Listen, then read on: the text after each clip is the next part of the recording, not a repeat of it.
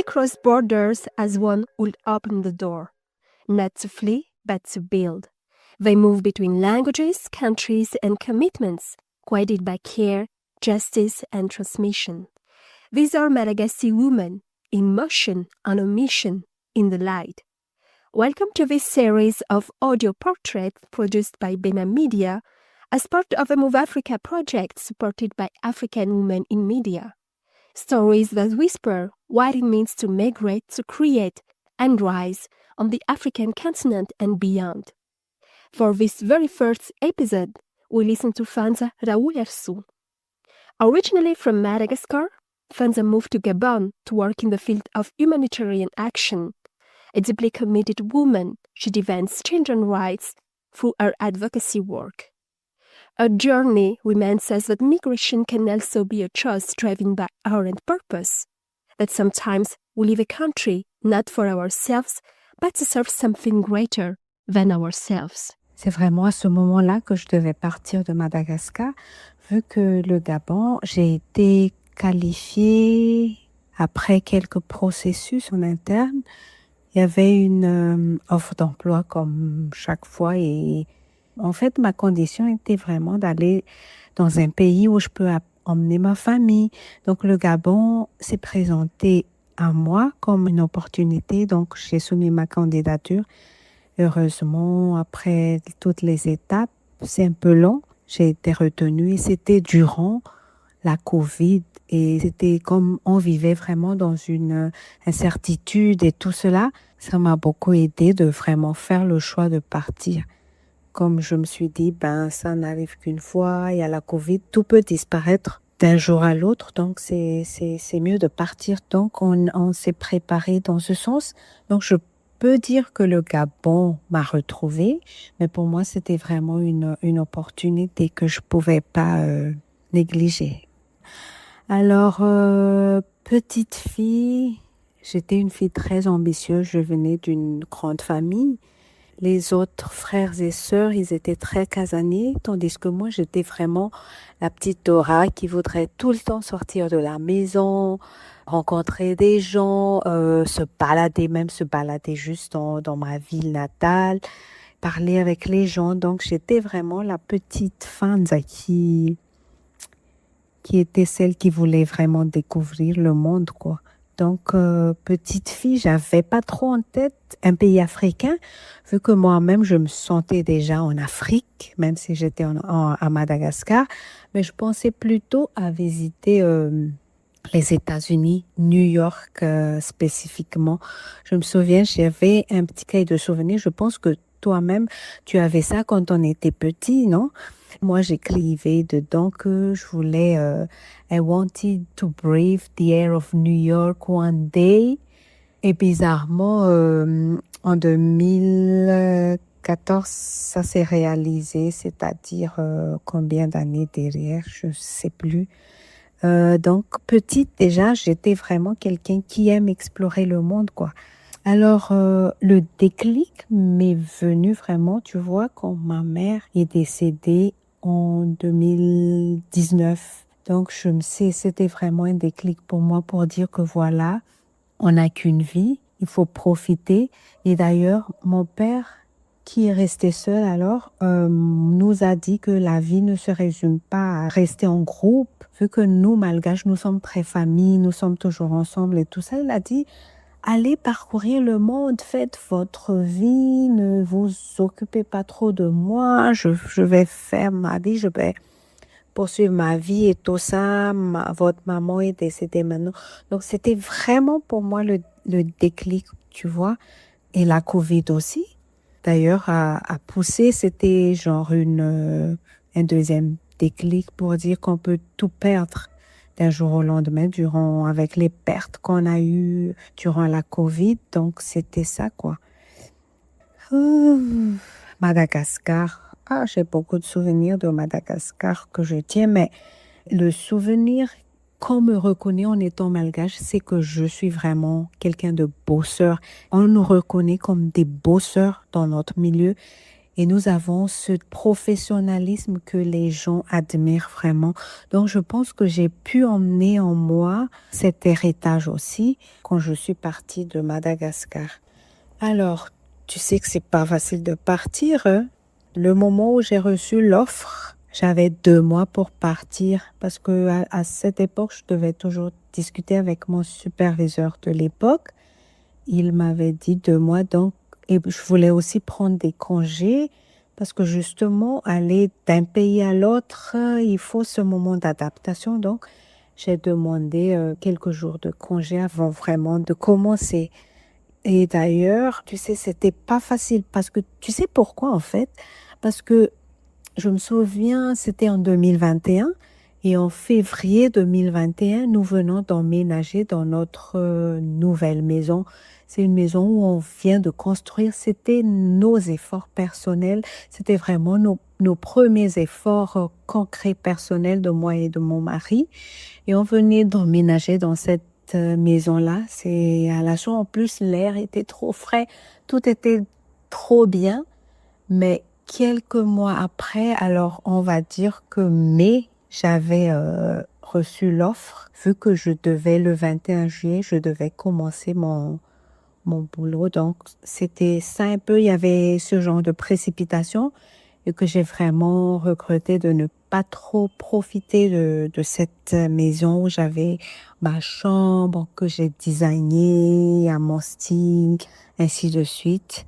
Mais bon, c'était un bon sacrifice, je pense. Tu sais qu'au Gabon, les gens sont très sapés, hein. Même si on dit que c'est les Congolais qui sont sapés, mais au Gabon, c'est ce qui m'a frappé, c'est que on vous dit vraiment que quand tu vas dans un ministère, par exemple, il y a même des affiches qui disent que les femmes doivent habiller en tailleur et les tongs ou les sandales sont interdites, les chapeaux, les jeans, ainsi de suite. Et je me souviens, une petite anecdote en fait, je ne sais pas si c'était un jeudi, vendredi. J'étais habillée en jean avec t-shirt, en chemise et tout. Et puis on est allé dans une cérémonie, il y avait un collègue qui m'a dit, alors là, si tu t'habilles comme ça, tu seras avec les photographes. Donc, durant toute la cérémonie, il m'a vraiment ignoré. Il était habillé en costard, cravate et tout ça. Donc, il était assis auprès des officiels et moi, j'étais parmi les journalistes et la presse. Ça m'a vraiment choqué positivement. Mais depuis là, j'ai corrigé, vu que j'aime bien être coquette et la mode, j'ai sorti tous mes armes lourdes, mes trucs. Je me suis dit, mais c'est le moment alors. Et je me suis éclatée. Donc, ça m'a vraiment forgé aussi le fait que j'ai pu avoir mon self-esteem, en fait, mon estime de soi, en ayant mes talents et tout ça. Et comme je suis chargée de communication, je suis vraiment exposée à des audiences de haut niveau. Et donc, ça me va au quotidien. Donc, jusque-là, du lundi au jeudi, je suis en talent. C'est juste vendredi où on travaille une demi-journée que je m'habille plutôt en citadine ou jean et autre chose.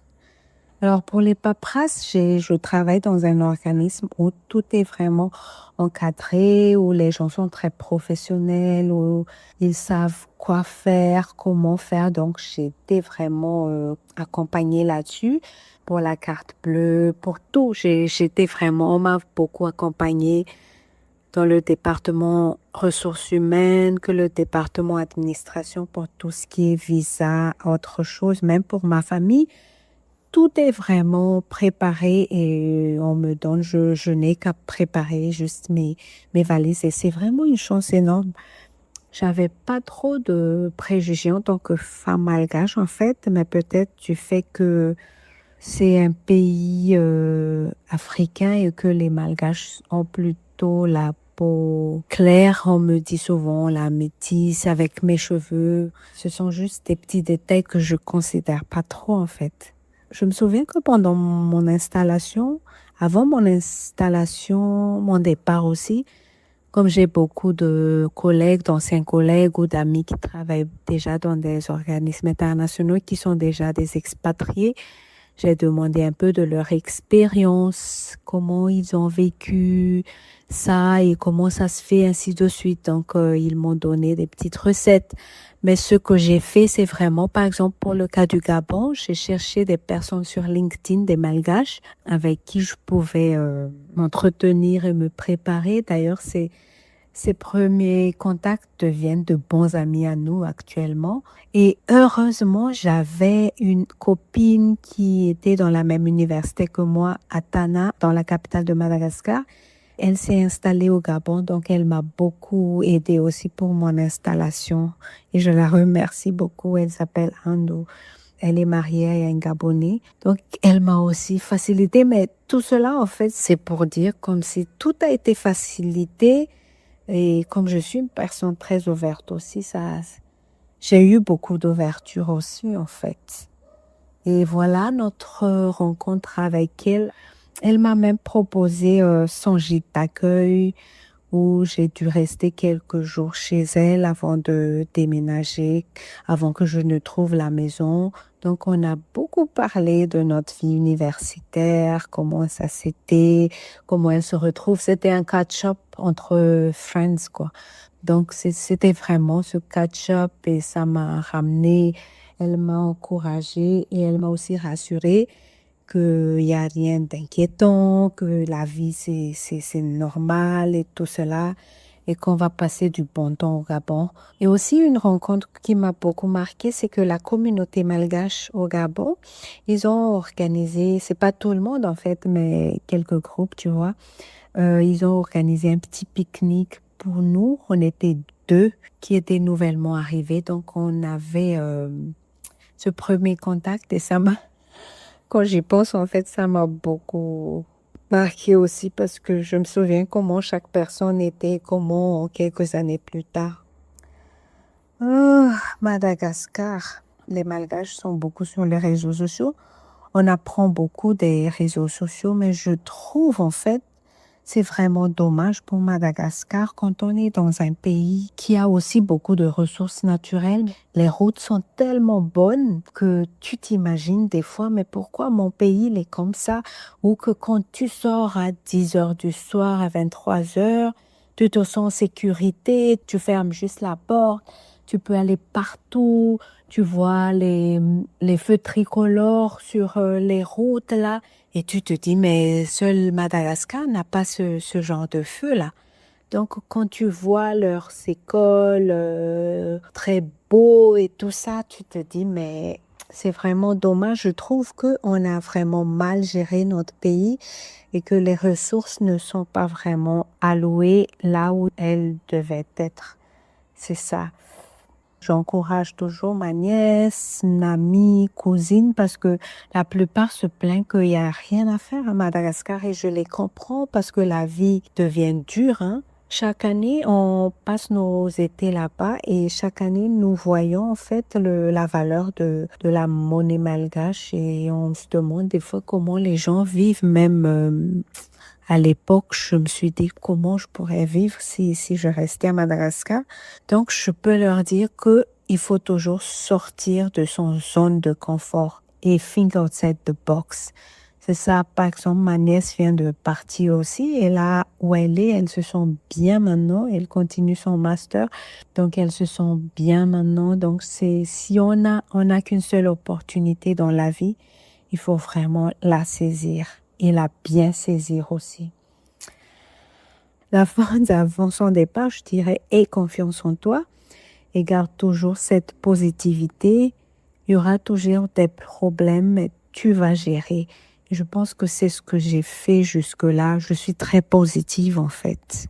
Et ça me reflète beaucoup dans tout ce que je fais. Quand je suis arrivée au Gabon, je vais dire que j'ai vu la forêt comme c'était trop vert et c'était trop bien. Quand l'avion est en train d'atterrir, j'ai vu cette verdure époustouflante avec des forêts massives à perte de vue. Et le son de l'hôtesse qui dit Mesdames et messieurs, bienvenue à l'aéroport Léon-Mba, aéroport de Libreville, il est telle heure et telle heure. Ça m'a beaucoup marqué.